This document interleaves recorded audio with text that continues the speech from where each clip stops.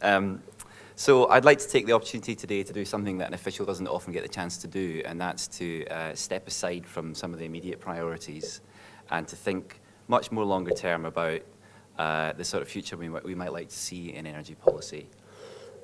So I'd like to talk today about how we achieve a fully carbon-free future for energy, which I suspect is something in this room that we all recognise, and it's probably something that we all feel we're sort of inching towards.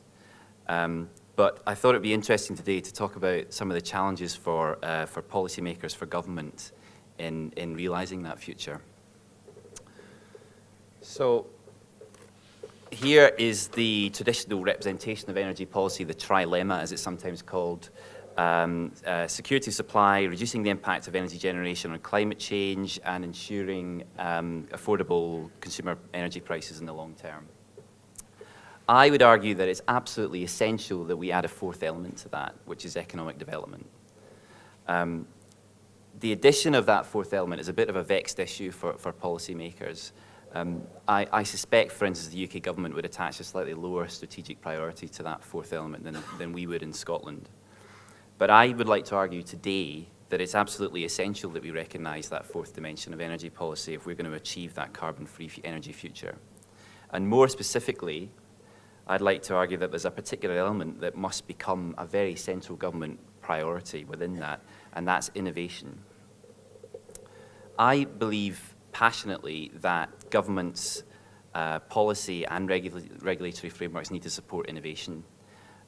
They have to support the exploration and deployment of new solutions to the many challenges that stand in the way of that carbon-free future. And I'm thinking here particularly of technological innovation, but I think it's equally true of service innovation, of organisation innovation, all the things that go to make up the whole of the energy system. I think it would represent policy failure on a major scale if governments and regulators didn't support innovation in the energy market.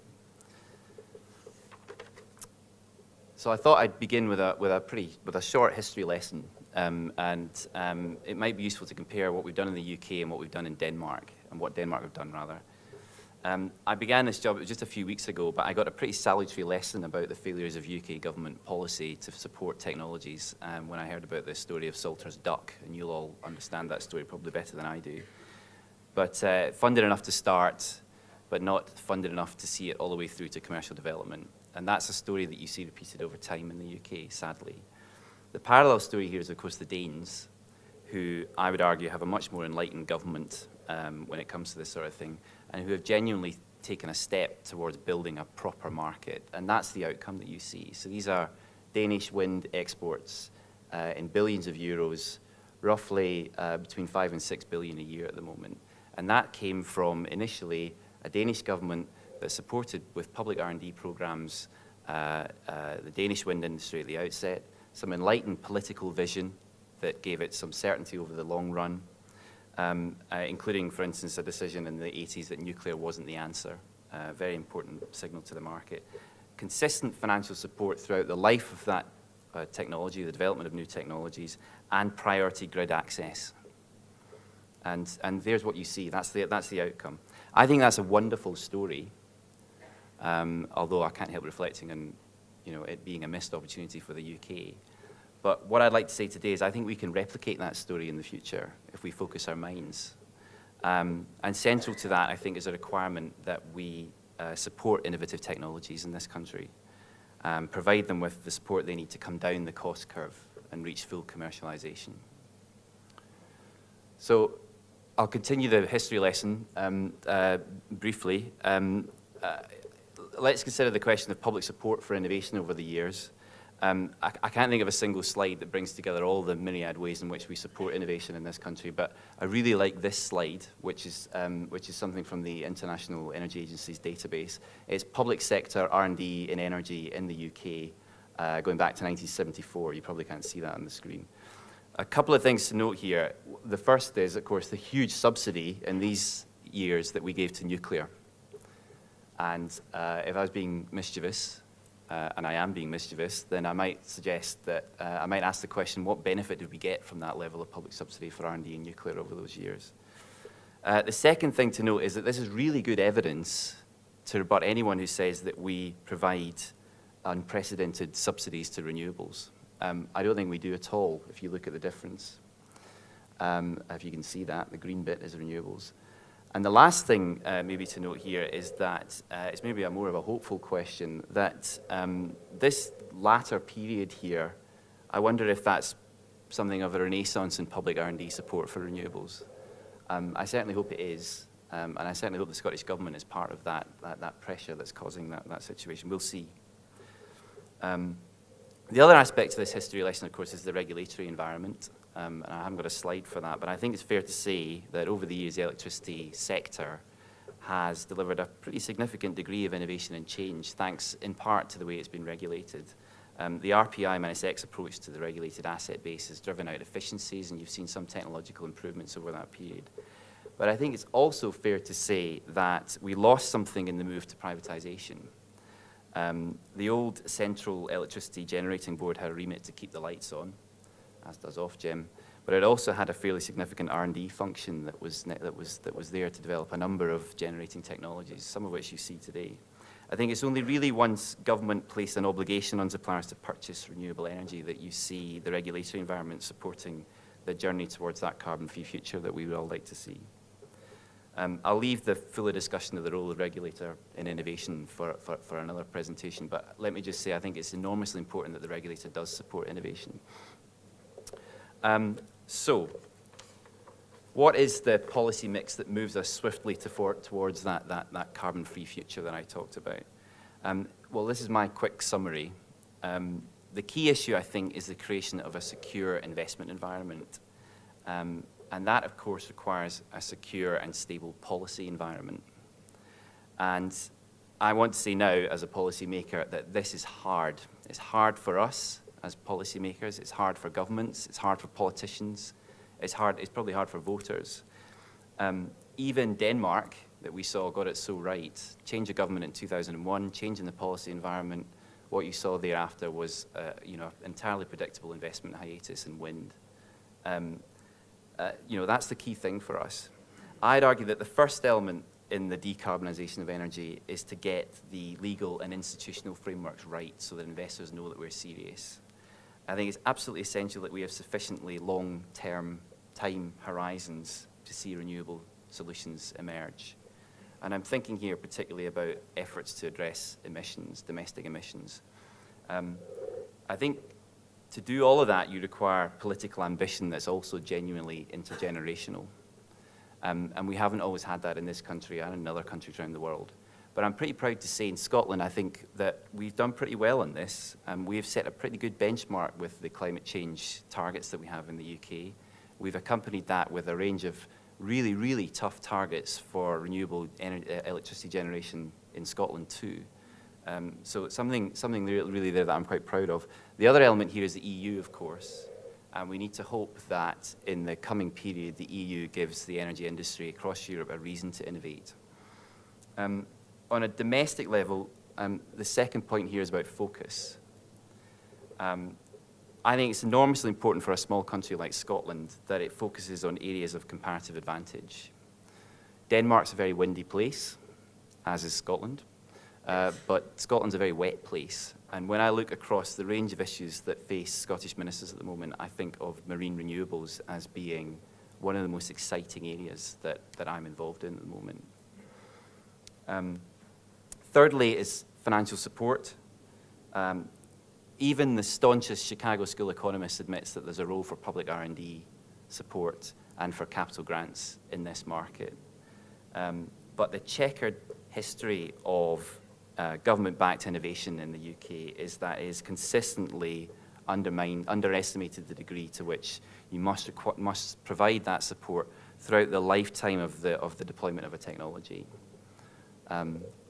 Something to bear in mind. Number 4 is the consenting process. Clearly, we require a fair and transparent process for the consenting of new developments, and we need that to be as swift as possible.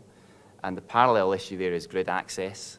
We need grid access available to developers at the time when they need it. Number 6 is about transmission infrastructure and the role of the regulator. And here I think we're making pretty good progress, actually. Some good things have happened recently. But it's absolutely essential that we look forward to ensure that we meet future demand here. I read something really interesting just the other day about the importance of electric vehicles to the achievement of a low-carbon economy in the future. But that causes us huge peaks in demand when everyone finishes work and charges their car. That's a massive grid and capacity headache for us. And we need that to be recognized now as we think about transmission infrastructure and grid infrastructure. And I think we also need to accept that the regulatory environment needs to move to more readily recognize the importance that sources of energy no longer lie next to sources of next to major areas of population, and the grid infrastructure needs to support the transmission of that energy from the areas of particularly remote areas. Number 7 is about cooperation. And here I mean two things. Partly I mean collaboration between companies to share IP, co-develop solutions. And partly I mean cooperation between governments, regulators, consumers, and businesses. And I think we can do that. That's very exciting. And the last point here is the appropriate regulatory pool mechanisms. The ROCs system has served us extremely well and will continue to do so for some time. But I think we now need to look at the UK government's EMR proposals, and we have to hope that that provides a sufficient long-term pool incentives for the technologies that we in this room really care about. So it probably comes as no surprise to you to hear you say that I think we really get this in Scotland, that we as Scottish government officials consistently push this framework with our UK and EU institutional counterparts. And we also have a fairly good, I think, system of Scottish-specific support that's on a scale that I think really shows how important we regard this to the future of the Scottish economy. I want to, 2 more things very briefly to show you. The first is that I think this really matters, not just in the long term, but also in the short term. I don't know if any of you have had the benefit of the recent Alistair Benson lecture, who's retiring from Ofgem. Alistair is an absolutely fantastic presenter, and he's been doing a kind of farewell tour explaining some of the problems that he sees ahead for the UK electricity market. To cut a long story short, he summarizes it by I can summarize it by saying that Ofgem are now really predicting a serious danger of reaching 0% capacity margin in the UK. This chart shows kind of about 4% in the next 3 years. The new figures will come out in June, and we expect them maybe even lower. So that's a major issue. The lights could well go out. And worse, Alistair's point is that we cannot rely upon the interconnectors to Europe as a solution if our European partners are having exactly the same capacity constraints. So yes, major investment in the traditional generating facilities is absolutely required to solve that. But I would also argue that improving and targeting our support for innovative new technologies is part of the solution here. Just last week I saw a really fascinating company who are making some grid technology that might allow us to more dynamically address some of the grid constraints that lie behind that chart. And wouldn't it be fabulous if we saw that come on stream? So lastly, I don't want to leave on a cautionary note. I think I'd prefer to leave you with something slightly more optimistic. I think we can do this, and particularly in Scotland. I think, I would say that, wouldn't I? But carbon now appears to be on an ever upwards cost trajectory. Some people don't agree with that, but surely in the long run that must be the case. And renewables heads ever downwards. There will come a point where these things become genuinely commercial and won't require the subsidies potentially that we give them now. Consumers don't need to be held to ransom by high gas prices in the future if we make this renewable transition now. And in the last 10 years, this is a chart that I like to use occasionally, and I've used it in a number of forums. I think this demonstrates the impact when you see political will intersecting with some optimism in the market. So if you look in the last 10 years in Scotland, we've seen renewable output rise from around 10% of domestic consumption, to around 40% today. And we've got an ambition for that to go much further. And I think that's wonderful. I think that's testament, though, to how seriously that we take this as policymakers in Scotland. So I'll leave you with the final point that I think with some Scottish innovation and some worldwide innovation and some fairly enlightened policy making, I think we stand a really good chance of realizing that carbon-free future. Thank you.